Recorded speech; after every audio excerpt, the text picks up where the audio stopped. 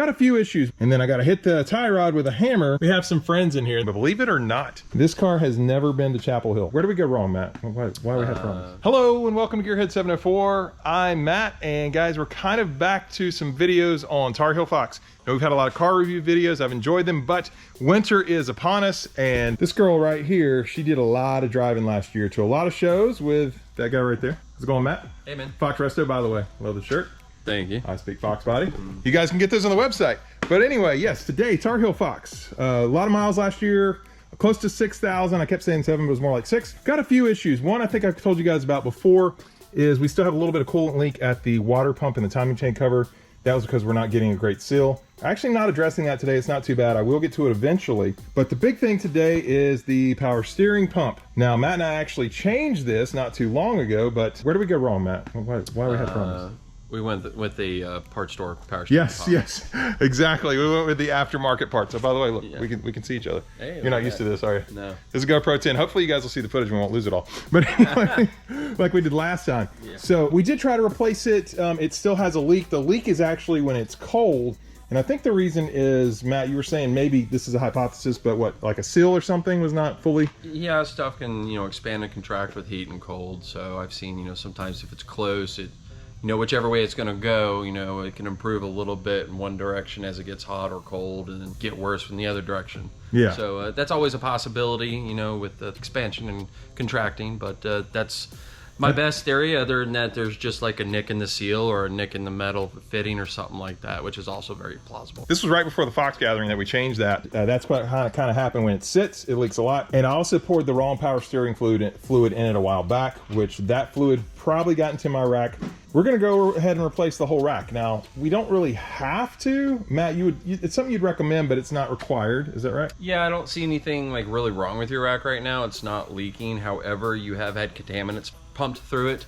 So you got, you used the wrong fluid, and when you put the wrong fluid into the pump, it absolutely goes right into the rack. Then, if it's not lubricating properly, or if the pump's just worn out and it's, it's making a lot of noise, or you've actually had a failure, that creates a lot of metal debris. That's what it was doing before too. Right, and that's the main reason we want to replace it is under preventative maintenance, because, any of that debris created by that bad pump is being pumped through that system, and there's no filter on this like there is an oil filter on the engine. And the rack does have like little valves and stuff that operates. That's how, you can have power steering in one way, and when you turn the wheel, it doesn't fight you, it allows you to go the other way. It's a possibility that those fittings could get clogged up, partially clogged up, or damaged by some of that debris. So if you got a massive failure, anything that's connected to that component that especially uses like the same fluid, the whole system needs to be replaced. Okay, and the other thing I was thinking about too, Matt, is this is my original rack. Even though there's not a problem, I know that it has 170,000 miles on it. So like, why not? Yeah, I'm definitely right there with you. You've got your money's worth out of it, and you want to know you can go another 170. Let's put a quality one on there and start from there. Get on down the road. Yeah. All right, so that's what we're doing today, guys. I think there was one other issue we may get to is the exhaust. And during my road trips, exhaust hung a little low already due to other issues, and I scraped it a few times. We got some rattles, but that's not really a big thing, so we are going to do that. And I have my heater core bypass, which you guys see there. So I need a heater core, but we're probably not going to do that today, and if we do, it'll not be in this video, certainly. So right now, I'm gonna go ahead, start disassembling what I need to do. Got to get the pump off first, Matt, and then the rack. Is that where we're going? Yeah, that's what we'll do. Is we'll take the pump off first, do all that work up top here, and then go underneath and then pull the rack. And we'll probably leave the lines, disconnect the lines from the pump, leave them hooked up to the rack, and then we'll pull the rack out with the lines attached. Oh, that'll be cool. Yeah, and this way we can swap the lines. It's so much easier to swap the lines or put the new lines onto the new rack and then put it into the car than it is to put the rack in and then work in a really tiny space to start those fittings. Okay, yeah, and we got brand new lines as well, right? Yes. Okay, so I'll show you guys all that, but we're gonna start first by getting the old stuff out. So I'm gonna go ahead and do that, give you a time lapse because I like to record this stuff, so let's get to it.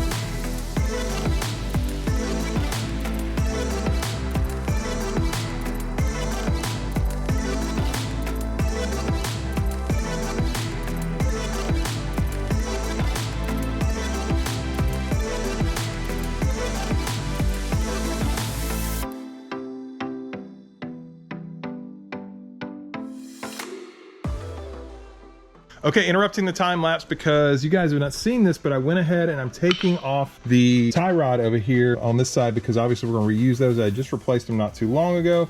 And of course you have to take them off to get the rack out. So that's what I'm doing right now. I will do the other side on time lapse. Things are still coming out. A little trick, and I'll show you guys when I get to that. Basically what I gotta do, hold on, let me turn this thing here. Okay, so I had to turn it right here. So in order to get these off, in order to get the tie rods off, I got a cotter pin, however you want to say it. Got to pull that out. This is just a 19 millimeter. And then I got to hit the tie rod with a hammer. Oh yeah, there's a jam nut here too. I need to loosen that first. But hit it with a hammer, and then once it's down, just spin it off. Now this is the little tip I want to give you guys, because always trying to give tips here on the Gearhead 704 channel, but one of the tips that Matt gave me is when I'm taking off the tie rod, try and remember how many turns it was, because this thing has been aligned to get it off and go the same amount. So it was 32 on that side, and on this side we'll see how many it is. But by me saying on video, I don't have to write it down. I can just check the tape. All right, back to the time lapse.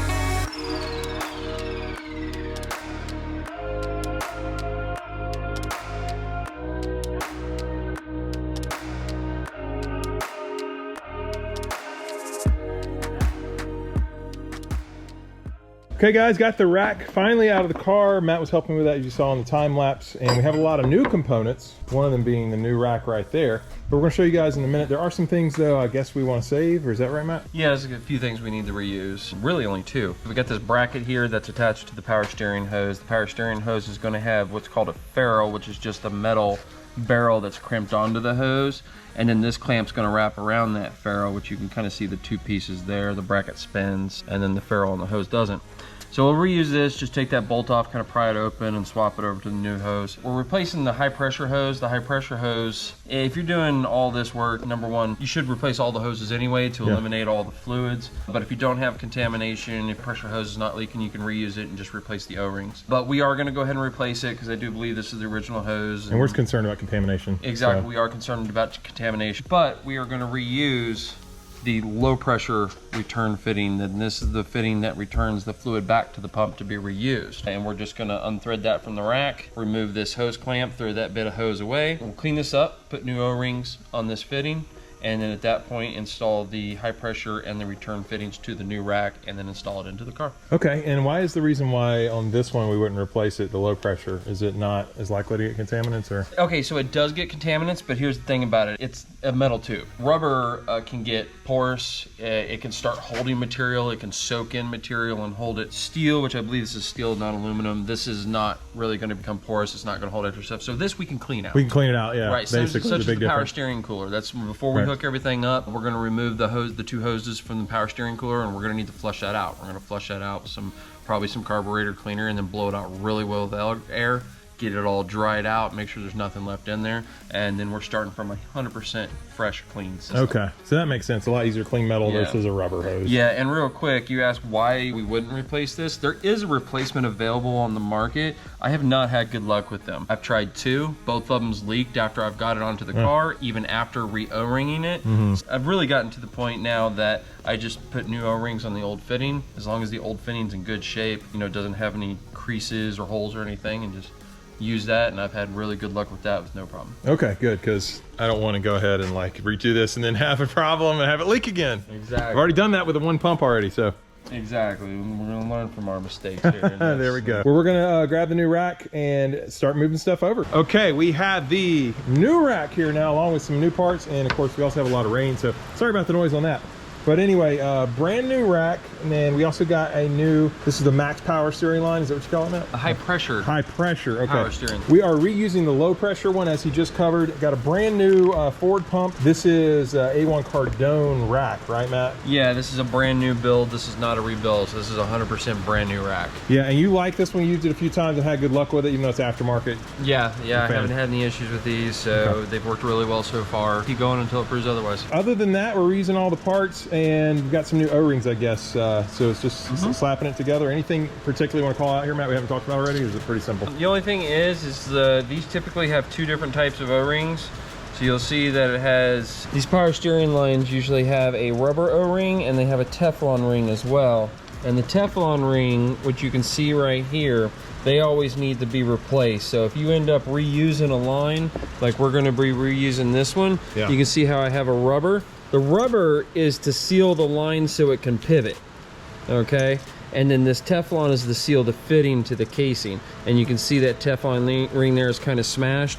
So we'll pull that off. We'll pull both of these rings off, put on the new ones before we put it in the rack. Whenever you do put the new O-rings on, before you thread it on, take a little bit of the power steering fluid, which in this case is the Type F automatic transmission fluid. Make sure you lubricate those O-rings up real good, because if you don't, they could bind and you can rip and cut your brand new O-ring and get a leak right out of the bag, or right out of the gate. Okay, cool. So yeah, use the Type F. Don't be like me and use the wrong kind of fluid, which partially got us in this situation. Although it was going out as well, so. All right, we'll see you guys when we're putting it in the car. All right, I was about to throw you guys into a time lapse because, you know, we got the new rack ready to go in here, but check this out. Didn't even notice this. We have some friends in here. This is kind of wild because I've replaced the engine in this car like less than a year ago, but it was hidden, I guess, behind the, unless they got in here sometime. Yeah, there we go. We got some mud daubers. Nice little nest there. There you go. You never know what you're going to see here on Gearhead 704, I guess. Matt, you hungry? Nope.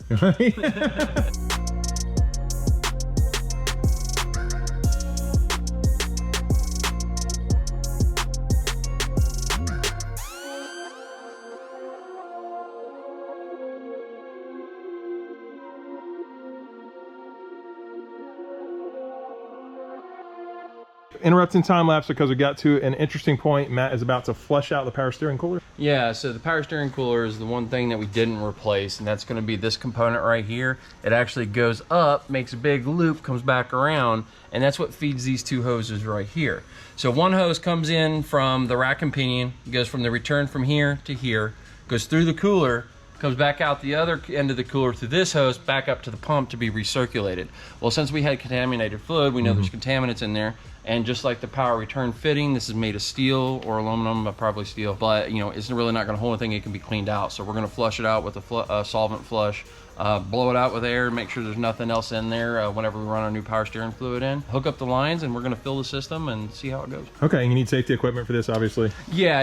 You know, any solvent fluid you use, carburetor cleaner, lacquer thinner, anything like that, a flush solvent that's used in automotive, you don't want to breathe it. Plus, when I'm blowing it out, I'm atomizing it, which means I'm, you know, small particles all over. So safety glasses keep it out of your eyes, and I definitely don't want to breathe it. So that's why I'm wearing this stuff. Okay, and what's cool is also, I didn't realize this, but you said all GTs and maybe possibly all V8s got the power steering cooler. Pretty sure all V8s got that power steering cooler. Yeah, all right, it's pretty neat. So anyway, want to show you guys that real quick, but yeah, he's going to jump in and let's get back to the time lapse.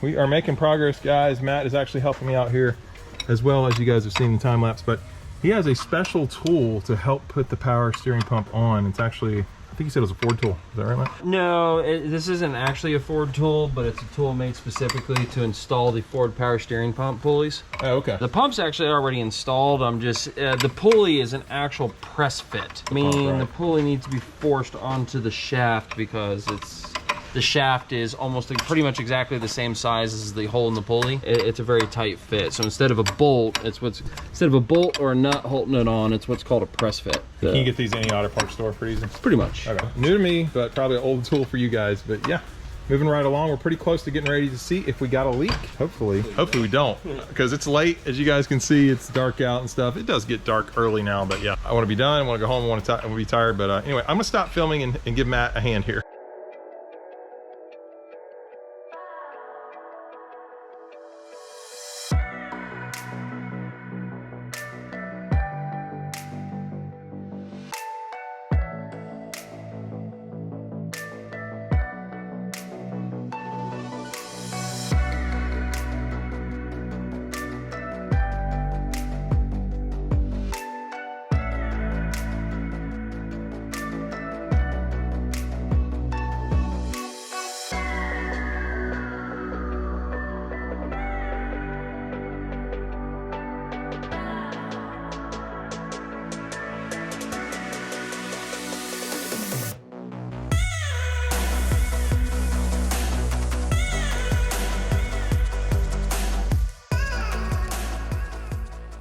All right, guys, Matt and I just bled the system, and I'm gonna blind you guys, hold on. We just actually bled the system. I guess that's what you call it, Matt, but we basically, you put fluid in it and everything like that, right? Yeah, but whenever the system's completely empty, so there's no fluid whatsoever, so... Right, because brand new rack, brand new pump. Yeah, we flushed the cooler, so there's absolutely no fluid, all air. And the way that the rack works, it's got valving and piping tubes in it, so it's gonna have fluid flowing through it when you turn it in one direction. When you turn it the other direction, it'll have fluid flowing in different, valves and hoses. There's a little bit of procedure to bleed that out. One thing you don't want to do is put the fluid in, have the car in the ground, and then start turning the steering wheel. That's putting a load on the system, right? That's putting a load because it's having to turn against the resistance of the car being on the ground, the tires being on the ground, and it can cause the fluid to kind of foam up and make it really difficult to bleed. So what we do is we jack the car up just to where the tires are off of the ground. Because I was just in there, so you had the car up. We had tires up off the ground, and we filled it up, started the car, it sucked down, and then it took probably another half a quart, filled up. Then we slowly went from stop to stop. Once the noise went away and the bubbles went away, then I had to turn the wheel a little bit faster, hold it against each stop a little bit to kind of just purge all the air out of the rack. That's it. You know what the best part is, Matt? We have an audience for this, but it's not YouTube. No. No, right there. Hang out. Hey, cheers. So anyway, we need to join her with beers. Are we done yet? Like, what's going on? You can join the beer and I'll wrap this up if you want. I don't drink. Well, I'll help you a little bit. He doesn't actually.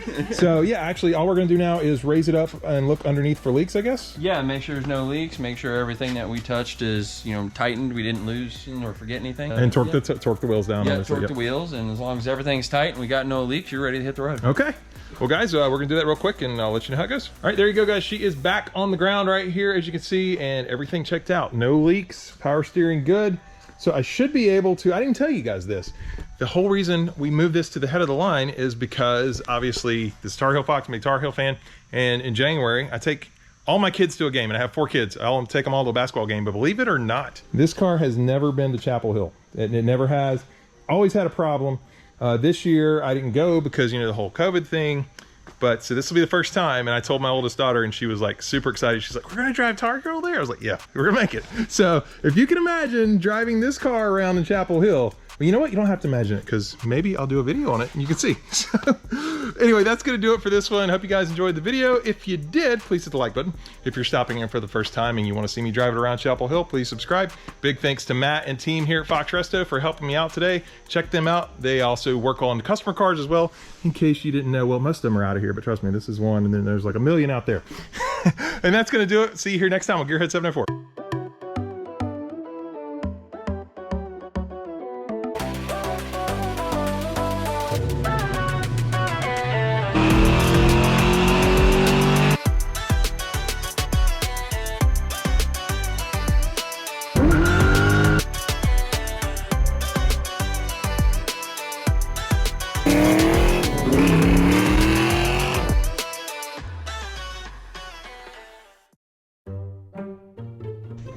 Whoa, okay. Yeah, don't fall over the hammer. I see blippers are easy for me. Anyway, yeah, let me fix my lighting here. Yeah. We're re-losing the, Wow. we're re-losing, I don't know what I'm doing here.